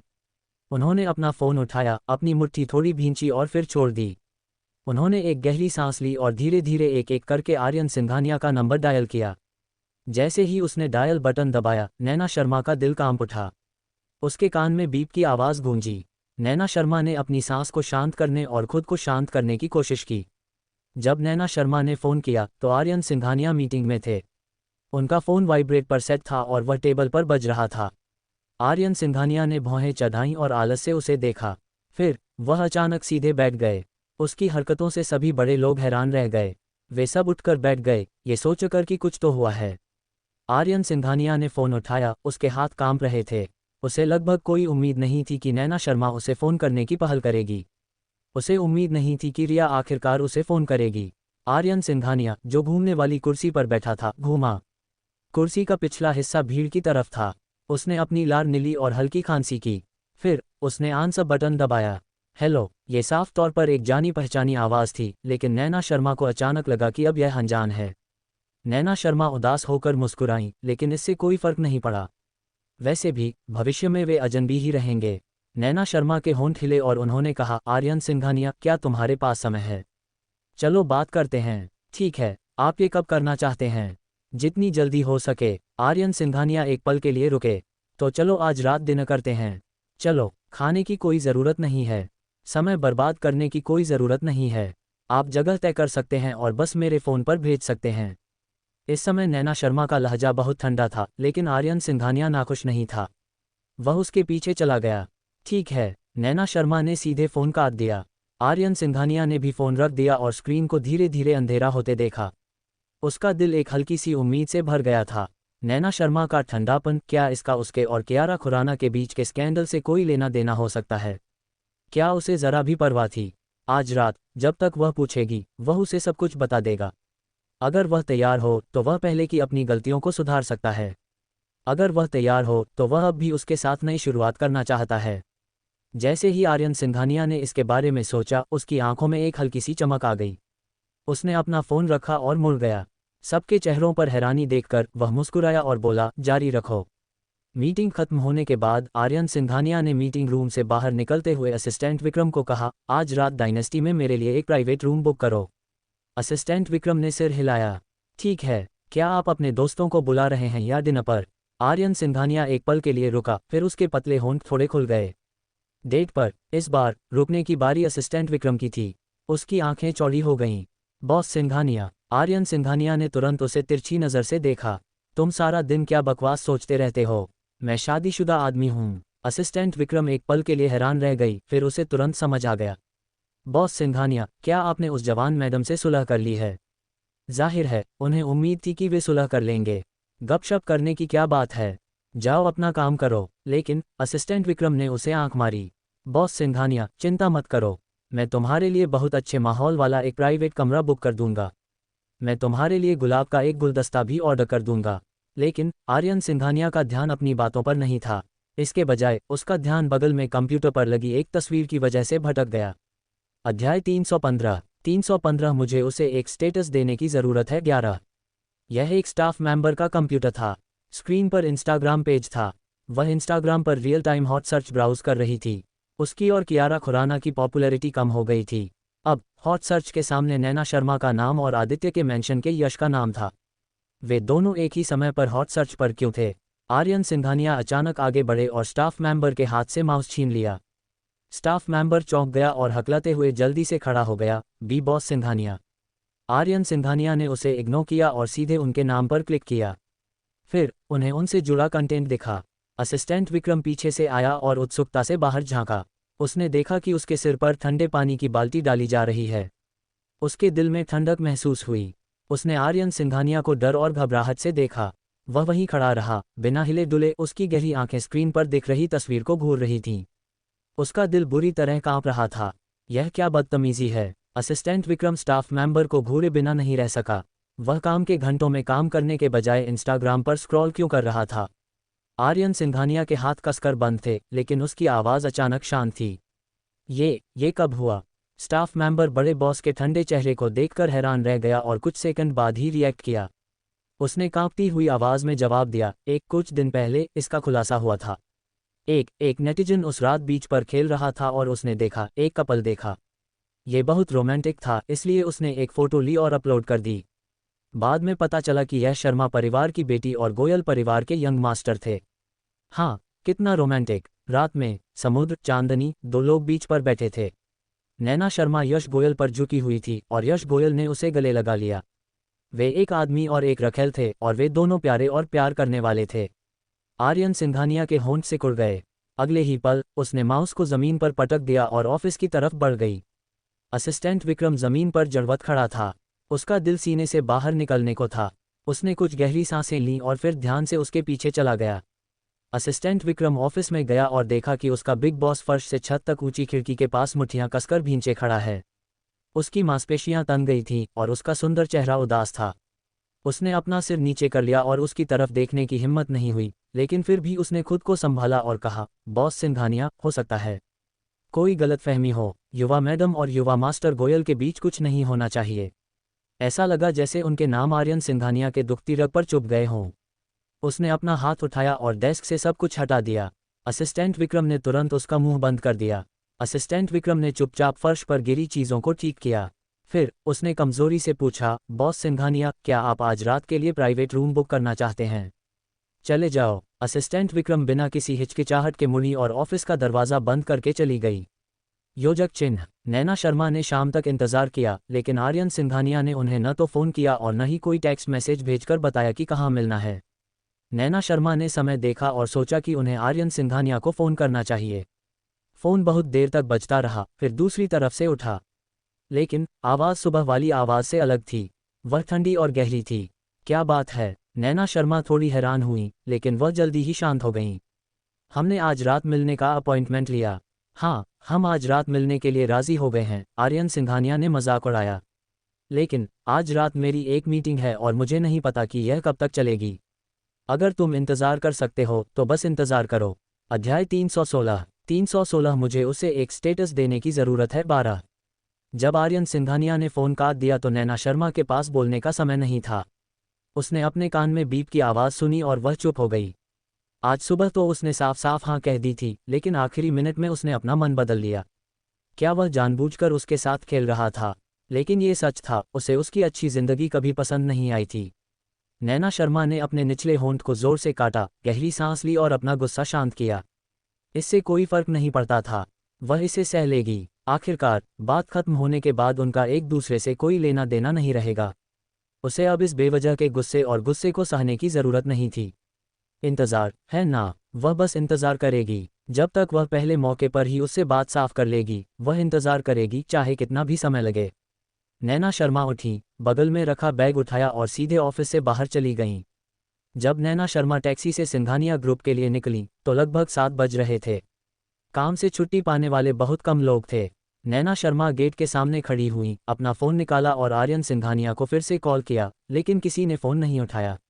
नैना शर्मा फ़ोन को घूरती रहीं और मुंह बनाया। उन्होंने अब आर्यन का नंबर नहीं लगाया, बल्कि असिस्टेंट विक्रम को कॉल किया। जैसे ही असिस्टेंट विक्रम ने नैना शर्मा का कॉल देखा, वह मन ही मन डर गई। ये यंग मैडम हमेशा बिग बॉस से मिलने के लिए गलत समय क्यों चुनती है? क्या वह बस ये दिखावा कर सकता है कि उसने देखा ही नहीं? असिस्टेंट विक्रम ने चुपचाप फ़ोन वापस दराज में रख दिया और उसे लॉक कर दिया। आंखों से ओझल वस्तु को हम भूल जाते हैं। डेस्क पर रखा फ़ोन अचानक बजा और आदत के मुताबिक असिस्टेंट विक्रम ने फ़ोन उठा लिया। हेलो, मैं सिंघानिया कॉर्पोरेशन के सीईओ के सेक्रेटरी ऑफिस से बोल रहा हूँ। मैं असिस्टेंट विक्रम हूँ। क्या मैं जान सकता हूँ कि आप कौन हैं? नमस्ते असिस्टेंट विक्रम, मैं नैना शर्मा हूँ। उद्धरण चिन्ह अल्पविराम प्रश्नवाचक चिन्ह उद्धरण चिन्ह। उस समय असिस्टेंट विक्रम का सच में मन कर रहा था कि वह अपना हाथ काट दे। उसने इतनी जल्दी फ़ोन क्यों उठाया? वह कैसे भूल गया कि वह उसका लैंडलाइन नंबर भी जानती थी? हालांकि वह उसकी बुराई कर रही थी, फिर भी असिस्टेंट विक्रम ने तुरंत मुस्कुराते हुए चापलूसी भरी आवाज़ में कहा, मयंक मैडम, बहुत समय हो गया। आप कैसी हैं? नैना शर्मा असिस्टेंट विक्रम की भलाई की परवाह करने के मूड में नहीं थीं। वह सीधे मुद्दे पर आई और बोली, आर्यन सिंघानिया को बताने में मेरी मदद करो कि मैं कंपनी में नीचे उनका इंतज़ार करूंगी। आज रात उनकी मीटिंग कितनी भी देर तक चले, मैं तब तक उनका इंतज़ार करूंगी जब तक वह फ्री न हो जाएं और मुझसे बात करने को तैयार न हो जाएं। बॉस सिंघानिया और रिया की आज मीटिंग है। हमें नहीं पता कि यह कब होगी। हमें शायद पूरी रात जागना पड़े। यंग मैडम, आपको पहले वापस जाना चाहिए। जब बॉस सिंघानिया फ्री होंगे तो हम इसे सुलझा लेंगे। ठीक है, जैसा मैंने कहा, आर्यन सिंघानिया को मैसेज भेज दीजिए। धन्यवाद। इतना कहकर नैना शर्मा ने सीधे फ़ोन काट दिया। असिस्टेंट विक्रम अभी भी कुछ कहना चाहती थी, लेकिन शब्द उसके गले में अटक गए थे। युवा मैडम की आवाज़ सुनकर शायद वह यहाँ कुछ नरमी से कहने के लिए नहीं आई थी। और बड़े बॉस भी हैरान थे। असिस्टेंट विक्रम ने गहरी सांस ली। आर्यन सिंघानिया को आज रात एक मीटिंग में जाना था। उसने शुरू में उसे टाल दिया था, लेकिन अब जब आखिरी मिनट में सभी को मीटिंग में रुकने के लिए कहा गया तो सभी को इसकी आदत हो गई थी और उन्होंने इस पर ज़्यादा ध्यान नहीं दिया। बस एक ही बात उदास करने वाली थी, वह थी बड़े बॉस का एक्सप्रेशन। वह बहुत डरावना था। मीटिंग का माहौल बहुत भारी और दबाव भरा था। सब लोग नीचे देख रहे थे और जोर से सांस लेने की भी हिम्मत नहीं कर रहे थे। समय बीतता गया, लेकिन मीटिंग खत्म होने वाली नहीं लग रही थी। कमरा बहुत शांत था, लेकिन बाहर अचानक बिजली चमकी और बादल गरजे। अगले ही पल भारी बारिश होने लगी। अध्याय 317 मुझे उसे एक स्टेटस देने की ज़रूरत है 13। आर्यन सिंघानिया की काली आंखें थोड़ी ऊपर उठीं और खिड़की के बाहर काले आसमान को देखा। उसकी आंखें सिकुड़ गईं। बाहर तेज बारिश हो रही थी और कॉन्फ्रेंस रूम में कर्मचारी थोड़े बेचैन थे।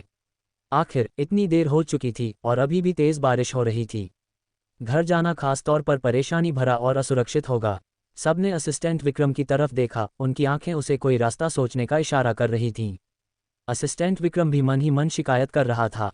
अगर उसके पास कोई रास्ता होता तो वह बहुत पहले ही यह कर चुका होता।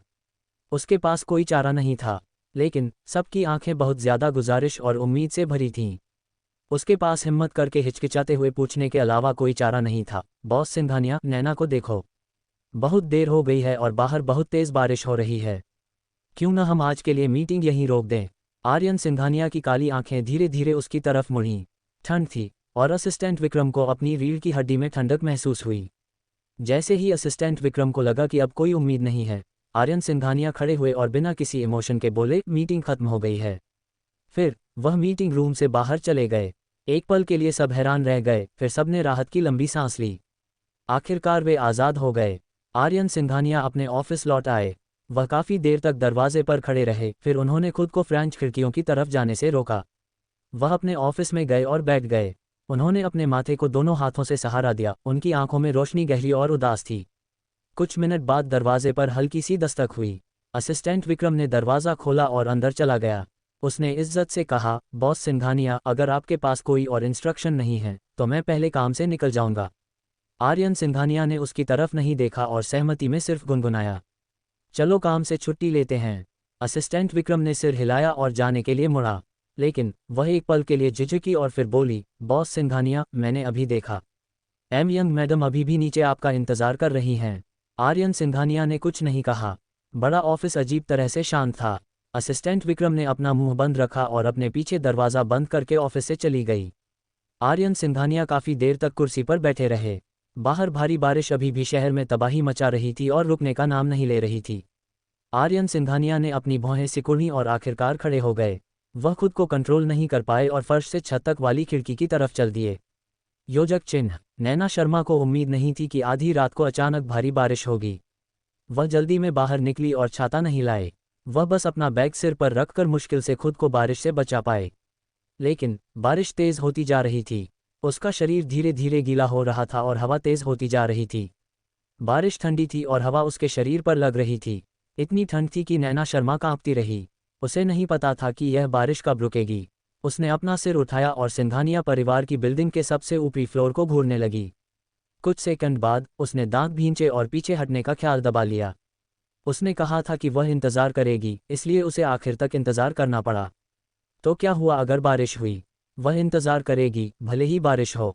वह जानती थी कि उसकी ज़िद थोड़ी अजीब है, लेकिन वह सच में खुद को इस शादी में एक मिनट या सेकंड के लिए भी नहीं रहने दे सकती थी। उसे जो फ़ोन कॉल आया था और उसने जो भी कहा था, उससे उसका मन कर रहा था कि वह अभी आर्यन सिंघानिया से सारे रिश्ते तोड़ दे। योजक चिन्ह। बाहर बहुत अंधेरा था और बारिश तेज थी, जिससे आर्यन सिंघानिया की नज़र बुरी तरह से बंद हो गई थी। लेकिन अजीब बात यह थी कि वह बारिश में कांपती हुई उस पतली सी काया को देख पा रहा था और फिर भी वह उसे देख नहीं पा रहा था। आर्यन सिंघानिया खुद पर हंसे, मुड़े और मुख्य दरवाजे की ओर चल दिए। अध्याय 318 मुझे उसे एक स्टेटस देने की ज़रूरत है 14। नैना शर्मा का पूरा शरीर बारिश से लगभग भीग गया था। उसके कपड़े उसके शरीर से चिपक गए थे और उसे ठंड लग रही थी।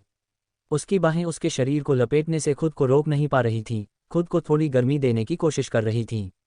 वह अपने शरीर की ठंड दूर करने के लिए बार बार पैर पटकती या ऊपर नीचे कूदती रहती थी।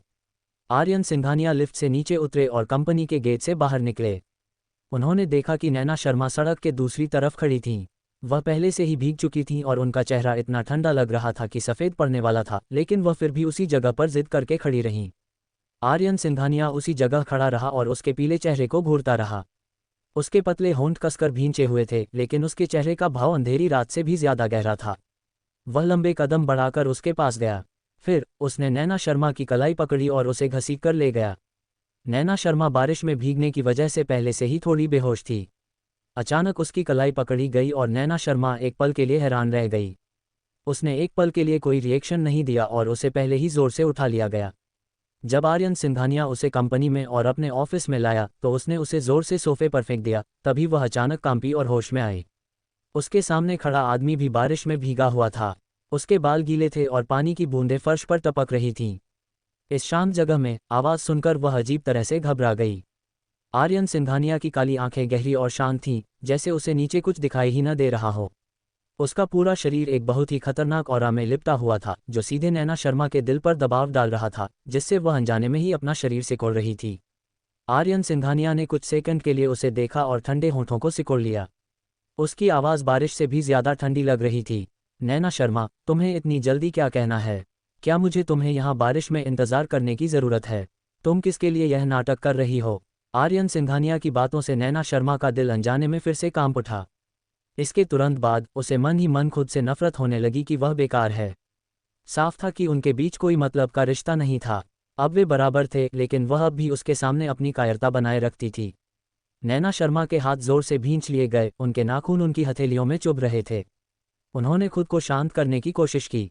शांत रहकर ही वह आर्यन सिंघानिया से बेहतर बात कर सकती थीं। आर्यन सिंघानिया ने सोफे पर बैठी नैना शर्मा को हैरानी से देखा। उसका शरीर अभी भी अनजाने में कांप रहा था। अभी बहुत अंधेरा था, इसलिए वह बस इतना देख पा रही थी कि उसका चेहरा थोड़ा पीला पड़ गया था। अब जब लाइट जल गई थी तो उसका चेहरा कागज जैसा पीला पड़ गया था। खून का कोई निशान नहीं था और उसके होंठ इतने ठंडे थे कि वे बैंगनी हो गए थे। आर्यन सिंघानिया ने अपनी आंखें बंद की और गहरी सांस ली। वह मुड़ा और बगल में रखी कैबिनेट की तरफ चला गया। उसने हाथ बढ़ाया और तय किए हुए तौलिए नीचे उतारने ही वाला था। इससे पहले कि उसका हाथ तौलिया को छू पाता, नैना शर्मा पहले ही खड़ी हो गई थी। उसने आर्यन सिंघानिया की तरफ देखा, हल्की सांस ली और एक एक शब्द कहा, आर्यन सिंघानिया, चलो तलाक ले लेते हैं। उसने कई बार उससे तलाक की बात की थी, लेकिन यह एकमात्र ऐसा समय था जब वह पक्की, सच्ची और बिना किसी हिचकिचाहट के थी। वह जानती थी कि प्यार के बिना उनकी शादी ज्यादा दिन नहीं चल पाती, लेकिन उस समय वह अपनी ही फालतू उम्मीदों में फंसी हुई थी। भले ही वह अपने दिल में सब कुछ जानती थी, फिर भी उसने कोई उम्मीद ढूंढने की कोशिश की। लेकिन इस बार उस फोन कॉल ने उसे पूरी तरह से इससे बाहर निकाल दिया था। वह इतने लंबे समय से खुद में फंसी हुई थी और अब समय आ गया था कि वह खुद को जाने देना सीखे। नैना शर्मा ने अपने होंठ सिकुड़े और फिर से अपना मुंह खोला। उसने गंभीरता से दोहराया, चलो तलाक ले लेते हैं। अध्याय 319 मुझे उसे एक स्टेटस देने की ज़रूरत है 15। आर्यन सिंघानिया ने तौलिया पकड़ा और अनजाने में कुछ जोर लगाया।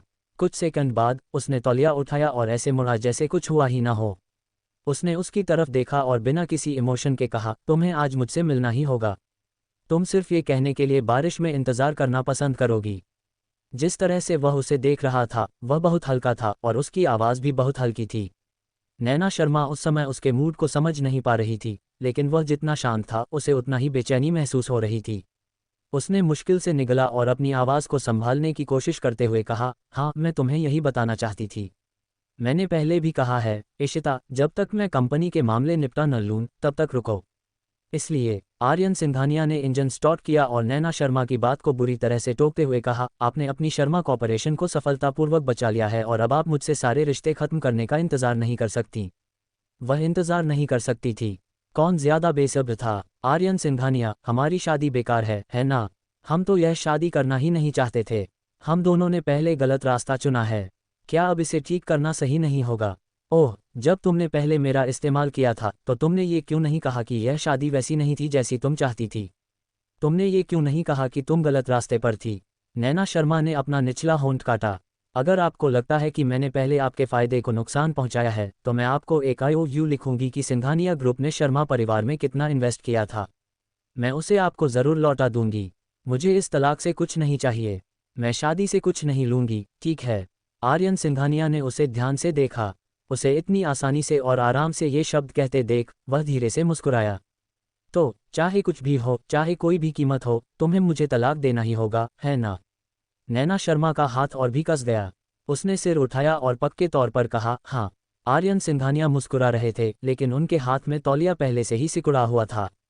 उन्होंने गहरी सांस ली और अपनी मुस्कान बनाए रखी। इसके अलावा क्या आपके पास कहने के लिए कुछ और है या नैना कुछ पूछना चाहती है? आर्यन सिंघानिया की बातों में उम्मीद की झलक थी। शायद अब वह यही कर सकता था। आर्यन सिंघानिया एक पल के लिए रुका। उसके पतले होंठ कुछ बार खुले और बंद हुए, इससे पहले कि वह अपने गले से शब्द निकाल पाती। कियारा खुराना और मैं अच्छा समय बिता रहे हैं। लेकिन इससे पहले कि वह अपनी बात पूरी कर पाता, नैना शर्मा ने अचानक उसे टोक दिया, मुझे तुम्हारे और कियारा खुराना के बारे में कुछ नहीं जानना है। तुम दोनों साथ में कैसे हो, तुम एक दूसरे से कैसे प्यार करते हो, इससे मेरा कोई लेना देना नहीं है। तुम्हें मुझे ये डिटेल्स बताने की ज़रूरत नहीं है। मैं बस ये जानना चाहती हूँ कि तुम्हारे पास मेरे साथ मैरिज रजिस्ट्रार ऑफिस जाकर डिवोर्स प्रोसेस पूरा करने का टाइम कब है? नैना शर्मा की बातें बहुत आसान थीं, लेकिन अगर कोई ध्यान से सुने तो उसे अभी भी कांपना और अजीब सी उत्तेजना सुनाई दे सकती थी। ये दुख की बात थी कि आर्यन सिंघानिया की आखिरी उम्मीद भी उसकी बातों से पूरी तरह टूट गई थी और उसकी समझदारी खत्म हो गई थी। भले ही उसे उम्मीद थी कि कियारा खुराना और उसके बीच जो कुछ भी हुआ, उसे उससे कोई फर्क नहीं पड़ेगा, इसीलिए उसने इस बारे में नहीं पूछा था। जब वह उसके पास आई तो उसने सबसे पहले तलाक मांगा। हालांकि जब वह उसके सामने खड़ी हुई और उससे कहा कि उसे कोई फर्क नहीं पड़ता, तो भी उसके दिल को ऐसा लगा जैसे कोई टुकड़ा खोदकर निकाल लिया गया हो। वह खून से लथपथ और खाली था। आर्यन सिंघानिया ने अपने होंठ सिकुड़े और हल्की सी हंसी। उसे समझ नहीं आ रहा था कि वह खुद पर हंस रहा है या खुद पर। अध्याय 320 मुझे उसे एक स्टेटस देने की ज़रूरत है 16। आर्यन सिंघानिया कुछ बार हंसे और फिर रुक गए। उन्होंने फिर से नैना शर्मा की तरफ देखा। उनकी आंखों में इतनी गहरी चमक थी कि एक भी रोशनी दिखाई नहीं दे रही थी। हमारा तलाक हो गया और फिर? नैना शर्मा एक पल के लिए हैरान रह गईं। फिर क्या हुआ? आर्यन सिंघानिया ने नैना शर्मा के जवाब का इंतजार नहीं किया और आगे कहा, तुम्हें मुझसे तलाक लेने की इतनी जल्दी है? लगता है यश गोयल तुमसे शादी करने के लिए तैयार है। वह सच में नैना को मानने की जिद कर रहा है। नैना शर्मा को एहसास हुआ कि आर्यन सिंघानिया कुछ बुरा कहने वाला है और उन्होंने उसे टोक दिया। बहुत हो गया, हमारे बीच के मामलों में दूसरों को मत डालो। तलाक के बाद मेरे साथ जो होता है वह मेरा अपना मामला है। इससे तुम्हारा कोई लेना देना नहीं है और तुम्हें पूछने की ज़रूरत नहीं है किसी और को। आर्यन सिंघानिया ने अपनी भौहें चढ़ाईं और उसकी आंखें धीरे धीरे ठंडी हो गईं। क्या यश गोयल तुम्हारे लिए कोई और है? रात में बीच पर डेट पर जाना और गले लगना कितना रोमांटिक था। क्या वे अब भी इंसान थे? नैना शर्मा, अगर तुम्हें झूठ बोलना ही है तो क्या तुम दूसरों को अपनी कमजोरी नहीं पकड़ने दे सकती? तुम हमेशा ऐसा झूठ बोलकर किसे बेवकूफ़ बनाने की कोशिश कर रही हो जो आसानी से पकड़ा जा सकता है। रात में समुद्र के किनारे डेट और हक क्या? नैना शर्मा ने अपनी भौहें सिकोड़ लीं। उस दिन की याद उसके दिमाग में आ गई जब उसने उसे और कियारा खुराना को एक साथ देखा था और बीच पर ड्रिंक कर रही थी। यश गोयल ने उसे सहारा देने के लिए अपना कंधा दिया। ये डेट हक कैसे बन गया? और उसे कैसे पता चला? नैना शर्मा की आंखें ठंडी हो गईं। आर्यन सिंघानिया, तुमने मेरा पीछा किया, पालन किया। ऐसा लगा जैसे आर्यन सिंघानिया ने दुनिया का सबसे बड़ा मजाक सुन लिया हो। उसने अपने हाथ का तौलिया नीचे फेंका और टेबल पर रखा अपना फ़ोन उठाया। उसने जल्दी से कुछ बटन दबाए और फिर फ़ोन नैना शर्मा को दे दिया। अगर आप नहीं चाहते कि लोगों को पता चले तो ऐसा मत करो। नैना शर्मा ने फ़ोन उठाया और स्क्रीन पर देखा। उस रात बीच पर उनकी और यश गोयल की फ़ोटो स्क्रीन पर दिख रही थी। उनके बीच कुछ नहीं था, लेकिन फ़ोटो से लगता है कि शायद एंगल की प्रॉब्लम थी, लेकिन वे दोनों बहुत करीबी लग रहे थे। वह यश गोयल से ऐसे लिपट गई जैसे कोई छोटी चिड़िया किसी आदमी पर टिकी हो। यश गोयल ने अपनी बाहें फैलाईं और उसे अपनी बाहों में भर लिया। वे दोनों समुद्र की ओर मुंह करके एक दूसरे से लिपट गए, जैसे वे सच में बहुत खुश और प्यारे हों। लेकिन ऐसा बिल्कुल नहीं था। नैना शर्मा ने अपना मुंह खोला और समझाना चाहती थी, लेकिन फ़ोन पर आए शब्द तेज़ी से उसके कानों के पास से गुजर गए। नैना, जब तुम और आर्यन इस मोड़ पर आ गए हो, अगर सब इतने दर्द में हैं, तो तुम्हें खुद को साथ रहने के लिए मजबूर करने की ज़रूरत नहीं है। इसके अलावा वेदिका आदित्य प्रेग्नेंट है। सिंघानिया परिवार को उसे एक स्टेटस देना होगा। उम्मीद है तुम समझ सकती हो। उसके गले में शब्द किसी चीज़ से अटके हुए लग रहे थे और वह आवाज़ नहीं निकाल पा रही थी। अगर वह समझाती भी तो क्या कर सकती थी? उसे और आर्यन सिंघानिया को यह शादी शुरू में ही नहीं करनी चाहिए थी। वह उसका नहीं था। उसने उसे ज़बरदस्ती करने की कोशिश की थी, लेकिन आखिर में नाकाम रही। ऐसे में वह उसे जाने देगी ताकि वह अपनी शुरुआती शान बनाए रख सके।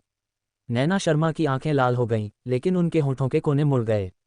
आह, कितना बोरिंग। लगता है मेरी एक्टिंग स्किल्स सच में खराब हो गई हैं। मैं अब आपसे झूठ नहीं बोल सकती। पहले तो मैं सोच रही थी कि अगर कंपनी सच में दिवालिया हो गई तो मैं एक्टिंग करने की कोशिश कर सकती हूँ। क्या आपने पहले नहीं कहा था कि मेरी एक्टिंग स्किल्स के दम पर मुझे बेस्ट एक्ट्रेस भी मिल सकती हैं? लेकिन क्योंकि यह पहले से ही ऐसा है, तो चलिए इसकी तह तक जाते हैं। आपके पास कियारा खुराना है और मेरे पास यश है। हमारा तलाक हो चुका है और हम अपनी अपनी जिंदगी जी रहे हैं। ऐसा माना जाता है कि हम अच्छे टर्म्स पर अलग हुए हैं। ये बेकार नहीं है कि काव्या और मैं एक दूसरे को इतने सालों से जानते हैं, है ना? जैसे ही नैना शर्मा के शब्द निकले, आर्यन सिंघानिया ने अचानक हाथ बढ़ाकर उसके लैपल्स पकड़े, उसे अपने सामने खींच लिया। उसका लहजा बहुत ठंडा था। चलो अच्छे टर्म्स पर अलग होते हैं।